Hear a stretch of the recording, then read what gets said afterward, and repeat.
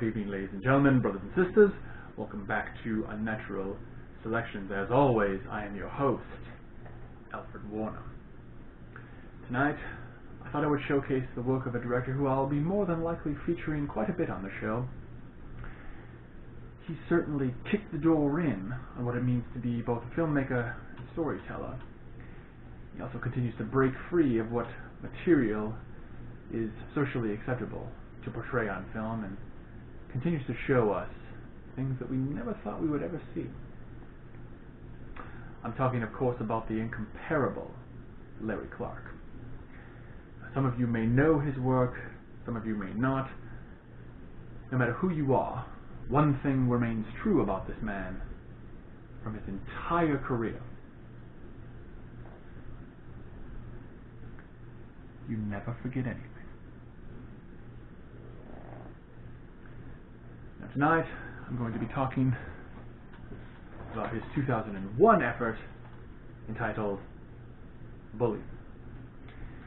Now, some of you may know this film, some of you may not, some of you may know the tale. For those of you that don't, this is based on actual prior events that took place in the early 90s. I will do my best to give you a brief summary.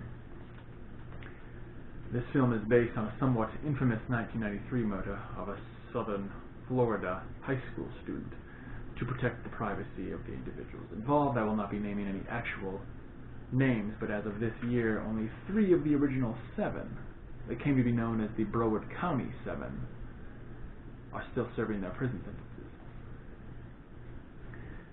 Now, this film is nothing more than a juvenile tale of high school revenge.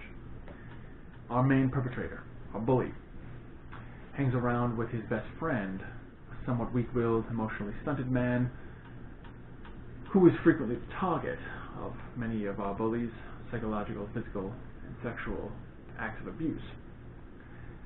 Now, due to what he has experienced in his past, this individual does not put up much of a fight, as he craves that sort of attention, uses it as a crutch, until they meet 2 women who share their love of recreational drugs, drinking, and just anti-authoritative teen mischief. One of them even goes so far as to fall very hard for the best friend. Now, of course, our bully's attacks continue during this time, even going so far as to turn on the women at one point, and that is when they decide there will be no more of this. So they recruit several individuals, several mutual friends around town who indulge in the same activities as them and begin to plot out what their next move will be. Now, they're not quite sure what they want to do. They're not quite sure what type of revenge is appropriate. Finally, one of them suggests the ultimate punishment. And of course, being amateurs, being teenagers, they reject the idea at first, but they continue to meet, they continue to talk, and they continue to puff themselves up. They continue to be under the influence of both narcotics and drinking, and finally decide to carry out this plan of revenge. Now, I will note at this time that I do not think that any of those activities helped in their decision-making skills. Now, that's presumptuous and very cliche of me to think, but these stereotypes do exist for a reason, and these are the exact blueprint of individuals that we see involved in these activities nearly every time. So they lure our bully down to a remote spot at the beach on false pretenses of interacting with one of the females in the group. They wait, they attack, attempt to carry out their plan. Now, given the nature that they are amateur criminals, they are also teenagers, kids, they succeed with their plan, but do quite a sloppy job. And of course, like every bad decision, regret and guilt soon follow. They are not able to keep this secret from anyone for very long, and they are eventually found out, tried, and convicted accordingly for their various roles in the crime. Now, given that this is a piece of cinema, I am certain that the events were somewhat fictionalized to the actual events, but overall this is a fairly, in my opinion, fairly decent portrayal of what I think happened on that night in 1993.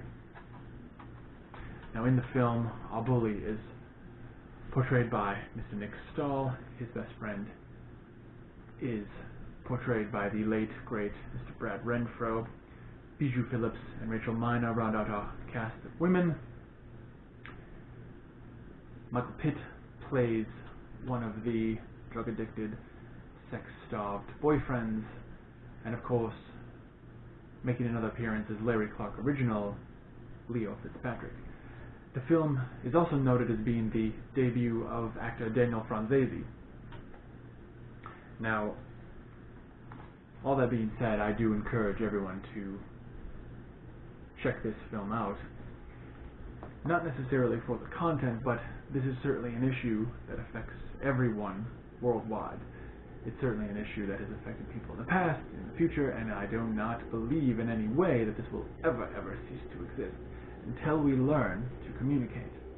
We can no longer sit idly by and think that these problems will solve themselves with no communication. Speaking up is the first step towards fixing.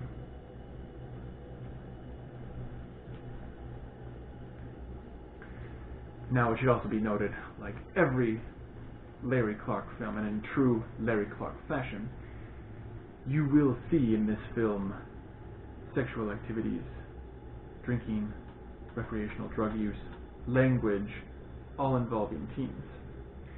So I feel that I have to tell this so that you are prepared for what you will see. And in true Larry Clark fashion, what you see is pretty much what you get.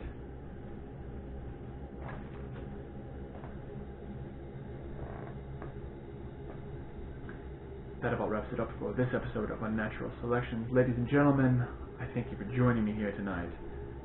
Once again, I am your host, Alfred Warner. Until next time, stay safe. Good night.